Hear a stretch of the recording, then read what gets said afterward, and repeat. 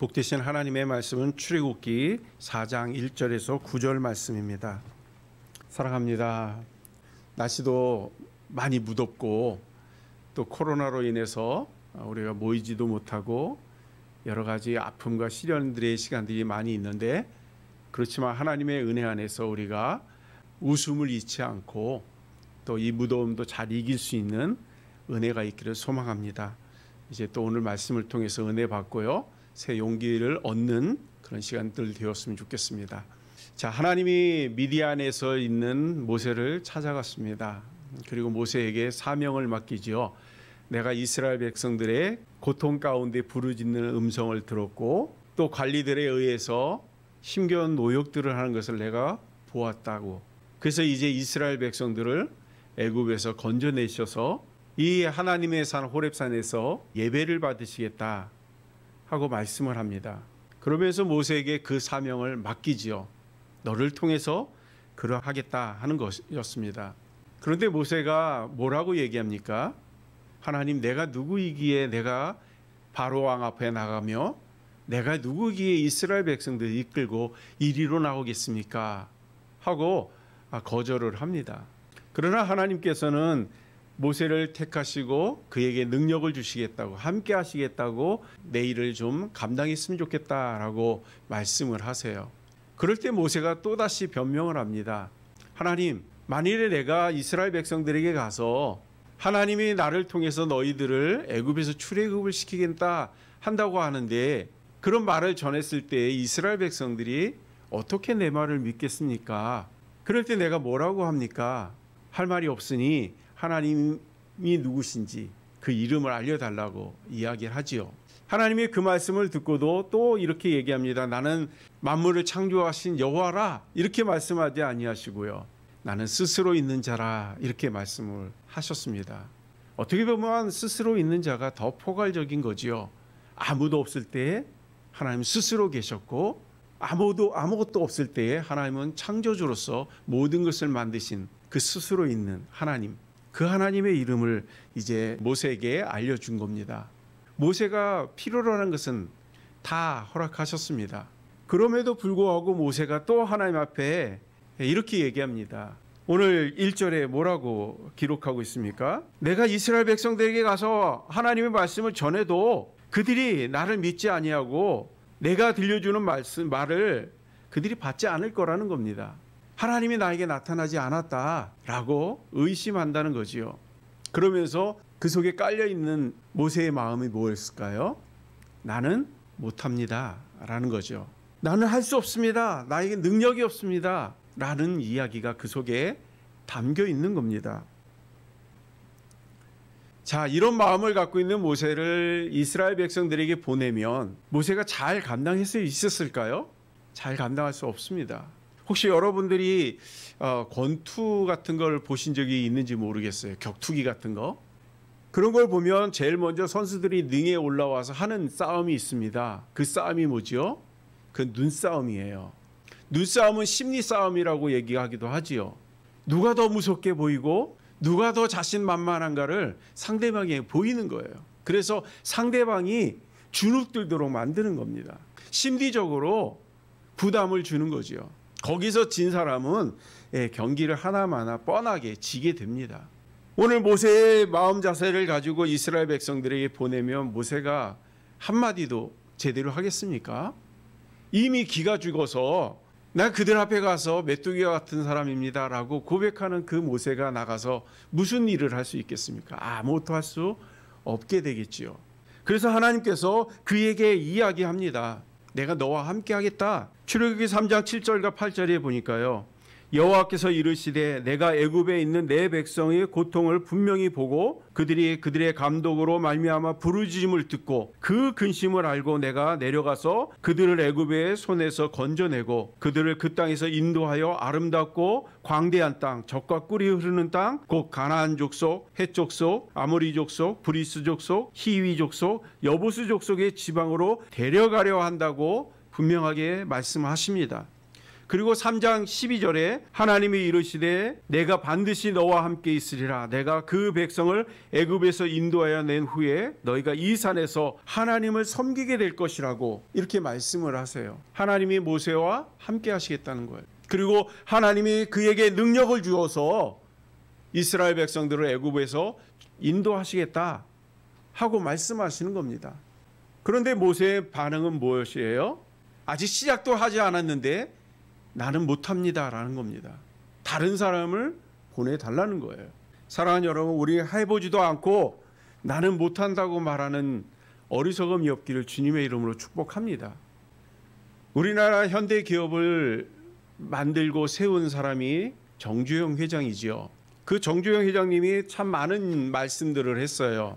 그 가운데에 내가 청년 시절에 인천에서 이제 막노동을 했던 적이 있었다고 이야기합니다. 그때는 거할 곳이 없어가지고 이 노동자들이 묵는 숙소에서 함께 묵게 되었는데, 이 노동자 숙소에는 빈대가 많아서 눕기만 하면 빈대에 물려 잠을 이룰 수가 없었다고 이야기를 합니다.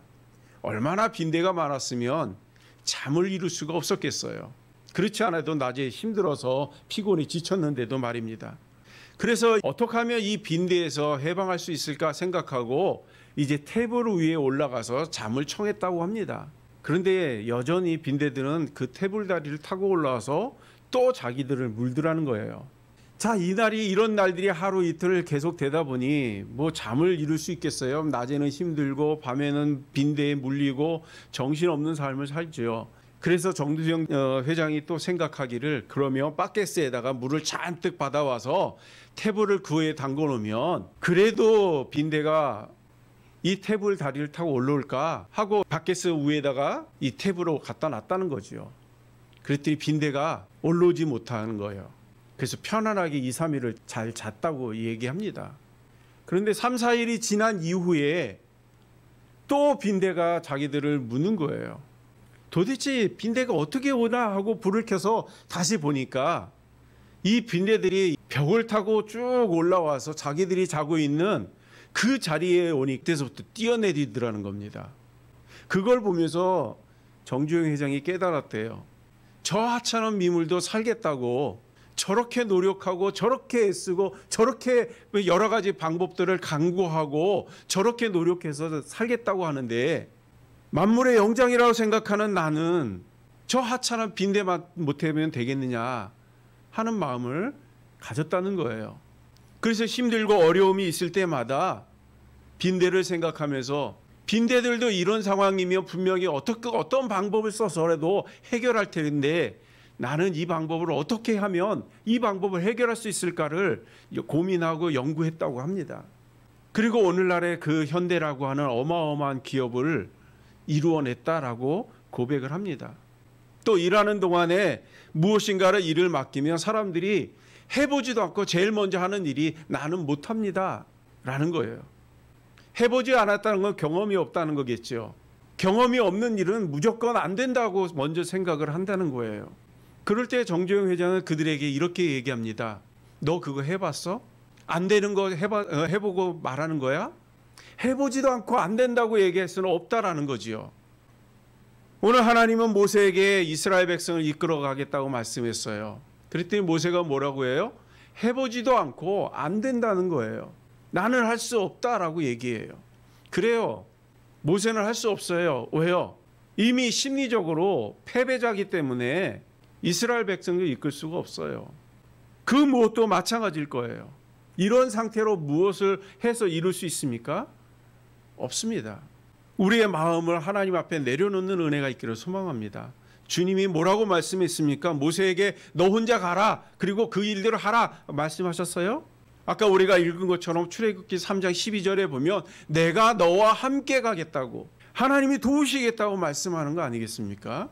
우리가 그 하나님의 음성에 귀 기울일 수 있는 은혜가 있기를 소망합니다. 우리가 열심히 노력했다면 될 거라고 하는 그 기대를 90% 갖는 겁니다. 그리고 10%는 나는 할 수 있다는 긍정적인 마음으로, 내가 열심히 노력했으니 좋은 결과 얻을 거라고 하는 마음으로 나가는 겁니다. 그래야 좋은 결과를 얻을 수 있는 거죠. 자, 아직도 의심 많은 모세에게 하나님께서 세 가지 기적을 보여주십니다. 그 첫 번째가 무엇입니까?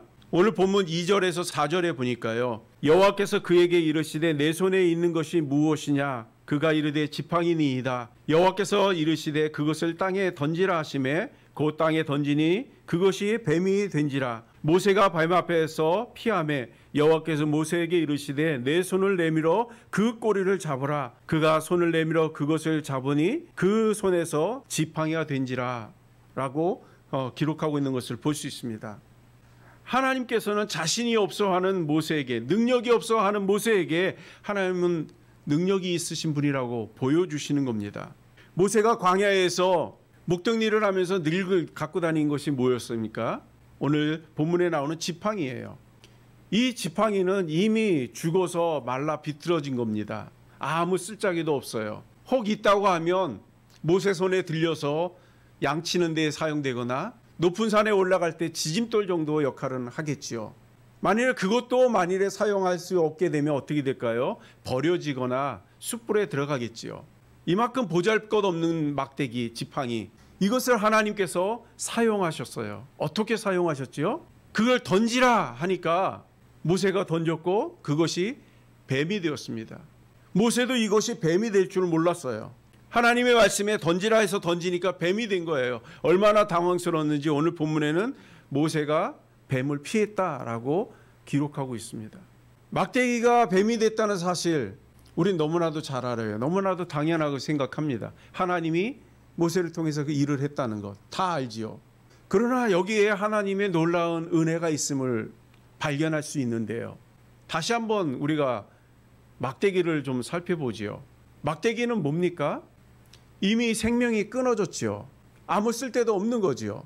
또 뿌리에서 뽑혔으니 살 수도 없겠지요. 그런 쓸모없고 보잘것없는 막대기가 하나님의 말씀에 순종하는 모세를 통해서 역사가 나타난 거예요. 그게 뭐지요? 막대기가 뱀이 됐다는 거예요. 여러분들 이것이 이해가 됩니까? 마른 막대기라고 하면 하나님이 거기에 능력을 부어주셨다라고 한다면 아론 쌍난 지팡이처럼 싹이 나야 되는 게 정상 아닙니까? 그것도 기적인데 말입니다. 그런데 오늘 보면 막대기는 식물이지요. 그런데 지금 식물이 뭐가 되는 거예요? 동물이 됐다는 거예요. 이해가 되십니까? 동물이 식물 될 수 있습니까? 식물이 동물 될 수 있어요? 하나님은 못하실 일이 없으신 분이기 때문에 식물을 동물로 만들 수도 있고요. 동물을 식물로 만들 수도 있습니다. 그 하나님이 모세와 함께 하시겠다고 말씀하는 거예요. 사도 바울도 이런 고백을 한 적이 있습니다. 빌립보서 4장 13절에 보니까요. 내게 능력 주시는 자 안에서 내가 모든 것을 할 수 있다고요. 하나님은 온 세상을 창조하신 창조자이시기 때문에 못 이룰 일이 없어요. 그렇다면 그분과 함께하는 저와 여러분은 못 이룰 일이 없는 겁니다. 왜냐하면 하나님은 나와 함께한다고 말씀하셨고 내게 능력 주신다고 말씀하였기에 우리는 못 이룰 일이 없어요. 그렇다면 오늘 본문에 나오는 모세처럼 어리석은 결정을 하지 않는 은혜가 있기를 소망합니다. 해보지도 않고 나는 못한다고 하는 어리석음을 버리시기를 바랍니다. 난 가진 것이 없다라고 변명하지 마시기 바랍니다. 내 자신은 아무것도 할 수 있는 것이 없어요. 모세가 그러했던 것처럼 우리가 뭘 할 수 있겠습니까? 우리의 능력으로 뭐 거대한 것들을 만들어낼 수 있습니까? 우리에게 잠재력은 주셨지만 우리 스스로 그 잠재력을 깨우려고 하지 않기 때문에 아무것도 할 수 없습니다. 그러기에 하나님을 의지할 수밖에 없고 하나님 앞에 지혜를 구할 수밖에 없는 거죠. 그런데 하나님은 우리에게 나를 찾으라고 하지 아니하고 내가 너와 함께 하겠다고 오히려 우리를 찾아오셔서 우리에게 능력을 주시고 우리에게 모든 것을 할 수 있는 그런 가능성들을 열어주셨는데 그것을 사용하기도 전에 난 못한다고 돌아서는 그런 어리석음이 없기를 주님의 이름으로 축복합니다. 막대기가 뱀이 되는 걸 보고 놀래서 피하는 모세, 하나님의 그만한 능력이 없을 줄 알았던 모세, 그런 하나님의 능력을 보고 깜짝 놀라는 거지요. 자, 하나님이 모세에게 두 번째 말씀을 줍니다. 그 뱀의 꼬리를 잡으라 라고 말합니다. 우리가 잘 아는 것처럼 파충류들이 있어요. 파충류 하면 뭐 뱀도 있고 거기에 악어나 뭐 이런 것들이 파충류죠. 코모도 뭐 이런 것들이요. 자, 그런 것들을 잡는 사냥꾼들이 그 파충류들을 잡을 때 어디를 잡을까요? 꼬리를 잡을까요? 꼬리를 잡으면 큰일 납니다. 왜냐하면 파충류들은 뼈들이 연약하기 때문에 언제든지 휙 돌아서서 꼬리를 잡는 사람을 물 수 있어요. 그 짐승들도 뱀의 꼬리를 물지 않고 머리를 물습니다. 왜요? 머리를 물어야 제압할 수 있기 때문에. 그런데 지금 하나님은 모세에게 뱀의 머리를 잡으라고 하지 않고 꼬리를 잡으라고 합니다. 왜 이런 일을 하셨을까요? 하나님은 뱀이 파충류고 꼬리를 잡으면 물 거라는 생각을 못 하시고 이랬을까요? 하나님 잘 알고 계세요. 그럼에도 불구하고 꼬리를 잡으라고 한 이유가 뭘까요? 계속해서 모세는 하나님의 말씀을 듣고 나는 못한다고 변명하고 피하고 도망가려는 모세의 모습을 보지 않았습니까? 그리고 나서 꼬리를 잡으라는 것은 하나님이 너와 함께 한다는 것을 믿었다면 내가 하는 일을 보라는 거예요. 꼬리를 잡아도 물지 않는 은혜를 보여주겠다는 거지요. 이제 모세는 두려움 가운데 하나님의 말씀처럼 꼬리를 잡을 때 어떤 일이 벌어집니까? 뱀이 모세의 팔을 무는 것이 아니라 지팡이가 되는 것을 경험하게 됩니다. 믿음은 모든 것을 가능케 하세요. 하나님을 믿으면 하나님의 놀라운 역사를 우리에게 보여주십니다. 내 능력으로 모든 것을 감당하려 하지 말고 하나님의 역사를 우리가 바라보면서 하나님께 우리를 내어놓는 은혜가 있기를 주님의 이름으로 축복합니다. 이제 하나님이 두 번째 표정을 보여주십니다. 6절에서 8절 말씀인데요. 우리 한번 같이 읽어볼까요? 6절에서 8절입니다. 여호와께서 또 그에게 이르시되 내 손을 품에 넣으라 하시매 그가 손을 품에 넣었다가 내어보니 그의 손에 나병이 생겨 눈같이 된지라. 이르시되 내 손을 다시 품에 넣으라 하시매 그가 다시 손에 품에 넣었다가 내어보니 그의 손이 본래의 살로 되돌아왔더라. 여호와께서 이르시되 만일 그들이 너를 믿지 아니하며 그 처음 표적의 표징을 받지 아니하여도 나중 표적의 표징은 믿으리라. 아멘. 하나님이 두 번째 표징으로 나병 표징을 보여주셨습니다. 이 표징은 첫 번째 표징을 믿지 않는 사람들이 있을까 해서 두 번째 표징을 보여주시는 것이라 이렇게 말씀하세요. 이 모습을 보면서 하나님이 어떤 분인지를 우리가 다시 한번 보게 되는데요. 하나님 정말 섬세한 분이라는 것을 우리가 깨닫게 될 수 있어요. 왜지요? 하나님 모세를 보낼 때에 모세가 믿지 아니하니까 뱀을 통해서 하나님이 함께한다는 걸 보여주셨잖아요. 그런데 사람들이 그것도 믿지 아니할까 봐 이제 두 번째 표징을 보여주시는 거예요. 이와 같이 하나님은 하나님의 일꾼을 파송할 때에 능력을 줘서 보내지만 그것 가지고 그 사람이 또 많은 사람들로부터 우스갯거리가 되고 부끄러움을 당할까 봐 두 번째 은혜도 허락하시는 거예요. 부끄러움 당하지 않도록, 사람들한테 손가락질 받지 않도록 많은 능력들, 많은 기적, 많은 것들을 더불어 주시면서 보내시는 것을 볼 수 있습니다. 우리는 일을 맡길 때 어떻게 일을 맡깁니까? 심부름을 보낼 때는 돈을 줘서 뭐 해라 하고 일을 맡기지요.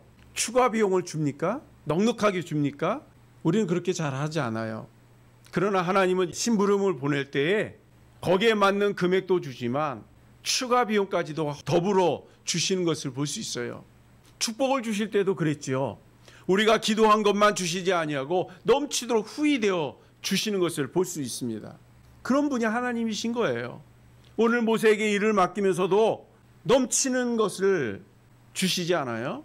자, 여기서 우리가 생각해 볼 것은 왜 하나님이 넘치도록 주셨을까요? 애굽에는 이제 많은 마술사들이 있어요. 이 마술사 가운데에는 막대기로 뱀을 만드는 마술사들도 있었습니다. 그렇기 때문에 모세가 막대기를 던져서 뱀을 만들었을 때에 많은 마술사들도 그러했기 때문에 사람들이 그걸 보면서 모세도 마술사 중에 한 사람인가 보다라고 바라본다면 무슨 기적을 이루고 무슨 능력을 나타낼 수 있겠습니까? 그것을 잘 알기에 하나님께서 이제 아무도 할 수 없는, 흉내도 낼 수 없는 이제 손에 나병이 생기는 기적을 보여주시는 겁니다. 이 당시에 나병이라고 하는 것은 죽음에 이르는 병이에요. 그 누구도 치유하고 고칠 수 없는 병이 나병입니다. 그리고 이것은 감염이 너무나도 심하기 때문에 사람들과 함께 어울려서 할 수가 없었습니다.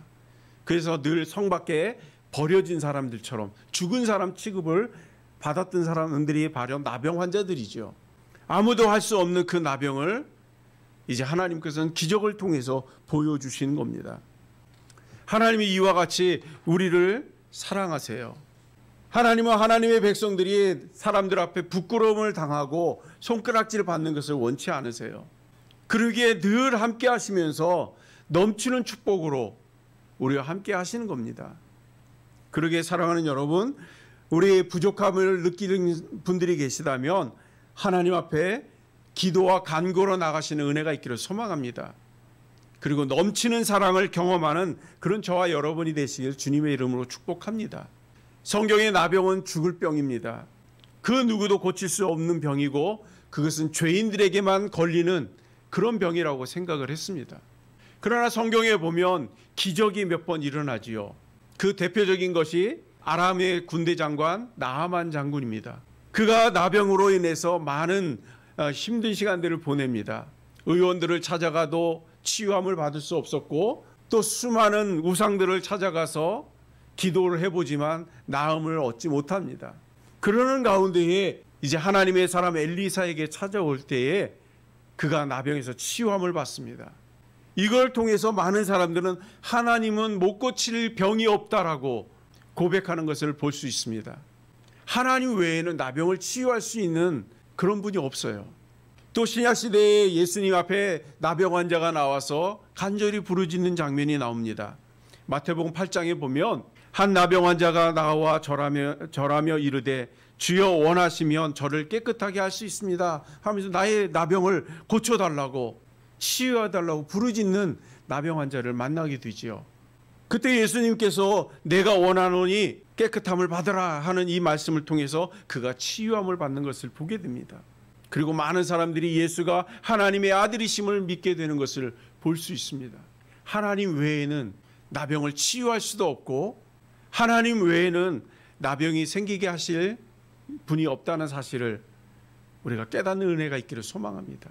사랑하는 여러분, 우리 하나님의 은혜를 통해서 하나님의 능력을 경험하는 은혜가 있기를 소망합니다. 그리고 하나님께 맡김으로 인해서 우리도 새 힘을 공급받는 그런 저와 여러분이 되시길 주님의 이름으로 축복합니다. 이제 마지막 세 번째 기적을 보여주시는데요. 우리 한번 같이 읽어볼까요? 9절입니다. 그들이 이 두 이적을 믿지 아니하며 내 말을 듣지 아니하거든 너는 나일강 물을 조금 떠다가 땅에 부으라. 내가 떠온 나일강 물이 땅에서 피가 되리라. 아멘. 자, 세 번째 기적은 하나님께서 뭐라고 말씀하죠? 첫 번째 기적이 사람들에게 보였을 때 믿지 아니하면, 그리고 두 번째 기적도 믿지 아니하면, 그러면 세 번째 기적을 보여주시겠다고 이렇게 말씀하는 것을 볼 수 있어요. 다른 말로 한다면 세 번째 기적은 우리가 보지 않아도 된다는 거예요. 세 번째 믿음까지 이 기적까지 볼 이유가 없다는 거지요. 그럼에도 불구하고 믿지 아니하고 계속 기적을 구한다면 그러면 보여주라는 거예요. 사랑하는 여러분, 저와 여러분은 세 번뿐 아니라 네 번, 다섯 번 계속해서 기적을 보기를 원하지 않습니까? 우리 늘 믿음으로 회복되는 은혜가 있기를 소망합니다. 하나님이 말씀할 때 아멘으로 순종할 수 있는 그런 저와 여러분이 되시기를 소망합니다. 말씀만 하셔도 내가 믿습니다. 말씀만 해도 내 병이 낫겠습니다 라고 고백했던 수많은 믿음의 사람들처럼 우리의 믿음도 그렇게 고백할 수 있는 그런 저와 여러분이 되시길 주님의 이름으로 축복합니다. 오늘 나일강은 애굽의 젖줄이라고 말합니다. 생명줄이라고 얘기해요. 나일강 줄기가 없으면 애굽 사람은 한시도 살 수가 없습니다. 왜냐하면 그곳으로 물을 마실 수 있고 그걸로 농사를 지을 수 있고 거기서 나오는 물고기들로 그들은 생활하기 때문에 그래요. 그런데 하나님의 말씀 한마디로 그의 나일강이 핏물로 바뀌고 먹을 수 없는 물로 바뀌는 것은 생명을 주관자는 하나님이라는 것을 우리가 다시 한번 깨닫게 되는 거죠. 하나님이 우리를 쓰시겠다 할 때에 나는 못합니다 하고 돌아서는 그런 일이 없기를 소망합니다.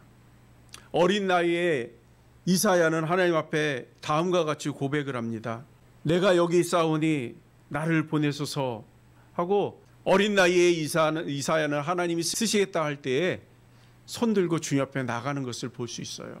그럴 때 하나님이 이사야를 통해서 놀라운 기적을 이뤘던 것처럼 우리도 하나님 앞에 그런 믿음으로 손들고 나가시는 그런 저와 여러분이 되시기를 주님의 이름으로 축복합니다. 그럴 때에 바위에서 물이 솟는 기적을 볼 것이고요. 황무지 같은 땅에서 한 번도 볼 수 없고 경험해 보지 못한 만나를 먹게 되는 기적을 경험하게 될 줄로 믿습니다. 그래서 우리 하나님으로 인해서 늘 춤추며 기뻐하며 감사할 수 있는 그런 저와 여러분이 되시길 주님의 이름으로 축복합니다. 기도하겠습니다.